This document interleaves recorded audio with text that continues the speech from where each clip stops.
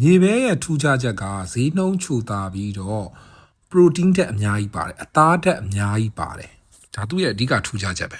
အဲ့ဒါကြောင့်တက်လွတ်စားတဲ့သူတွေအသားဓာတ်မရမှာ protein မရမှာစိတ်ပူရတယ်ဆိုရင်မြေပဲစားလို့ရတယ်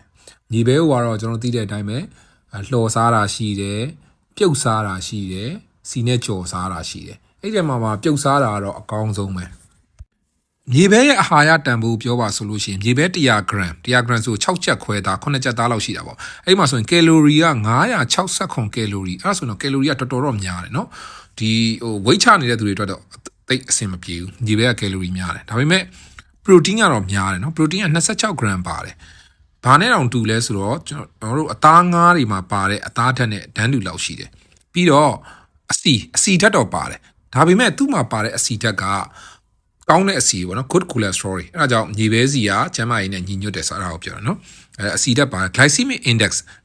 index ကတော့ဒီစီးကျိုသမားတွေအရန် view စားရလေ glycemic index ကတော့သူကနှိမ့်နေလေ14ပဲရှိတယ်အဲ့ဒါကြောင့်စီးကျိုသမားတွေအတွက်ဆိုရင်တော့မြေပဲစားလို့ရတယ်သို့တော့တင့်တဲ့ပမာဏပေါ့နော်ကျွန်တော်ဒီမှာကျတော့အစားအသောက်တွေနဲ့ပတ်သက်လို့ရှိရင်ကယ်လိုရီရဲ့ glycemic index ရဲ့အစီရဲ့အဓိကစဉ်းစားတာပေါ့နော် glycemic index ကတော့ဒီဟွာတွေအတွက်စီးကျိုသမားတွေအတွက်ပေါ့နော် glycemic index မြင့်လို့ရှိရင်ကျတော့စီးကျိုသမားတွေအများကြီးမစားသင့်ဘူးပေါ့ဒီမှာတော့မြေပဲကတော့ glycemic index ကတော့နှိမ့်နေဒါပေမဲ့ကယ်လိုရီကတော့နည်းနည်းများတဲ့အတွက်ကြောင့်မို့လို့အသင့်အနည်းငယ်ပဲစားသင့်တယ်ဒါပေမဲ့သူ့မှာ fiber အမြင့်တက်များပါတယ်မြေပဲကကျန်းမာရေးအတွက်ကောင်းကျိုးကတော့အများကြီးပဲသူ့မှာပါတဲ့ဒီကောင်းတဲ့ good cholesterol ကြောင့်နှလုံးကျန်းမာရေးအတွက်ကောင်းတယ်ပြီးတော့ glycemic index နှိမ့်တဲ့အတွက်ကြောင့်မလို့သွေးရင်းတကြားဓာတ်ကိုသူကရုတ်တရက်တက်မသွားစေဘူးပြီးတော့ vitamin B3 niacin ဓာတ်ပါလို့တကြောင်မလို့မှတ်ဉာဏ်အောင်ကောင်းစေပြီးတော့ဒီအသက်ကြီးရင်ဖြစ်တတ်တဲ့ Alzheimer လိုယောဂမျိုးကိုသူကတက်တာစေတယ်စိုးကျိုးကတော့အများကြီးတော့မရှိပါဘူးဒါပေမဲ့တစ်ခုရှိတာကျွန်တော်နိုင်ငံမှာကကြတော့မြေပဲကိုတူထောင်တဲ့နေရာမှာ alpha toxin လို့ခေါ်တဲ့မှုပူလေမှုတက်တာများတယ်မြေပဲဆိုရင်မှုတက်တာများတယ်အဲ့မှုတော့သတိထားမယ်ဘာကြောင့်လဲဆိုအဲ့မှုကအသည်းကင်ဆာကိုဖြစ်စေနိုင်တယ်မြေပဲ allergy ကတော့ကျွန်တော်နိုင်ငံမှာရှားတယ်အနောက်နိုင်ငံတွေမှာတော့မြေပဲ allergy ခဏဖြစ်တယ်မြေပဲကြောင့် allergy ဖြစ်ပြီးတော့အသက်ဆုံးရှုံးတဲ့ထိတောင်ဖြစ်တတ်တယ်ပြီးတော့ကယ်လိုရီများတဲ့အတွက်ကြောင့်မလို့မြေပဲက body weight တော့တက်တတ်တယ်body weight ချတဲ့သူတွေအတွက်ဆိုရင်တော့အဆင်မပြေဘူးเนาะ